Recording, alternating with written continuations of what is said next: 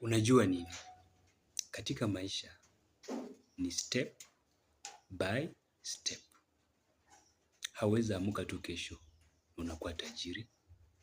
Lazima kuna some steps ambazo zitachukuliwa, ama kuna hatua ambazo zitachukuliwa ndio sasa uwe jinsi unataka kukua. Sasa ukitaka vizuri katika maisha usiende haraka. Tulia, kwa sababu Mungu ni mtulivu na ni mwenye amani.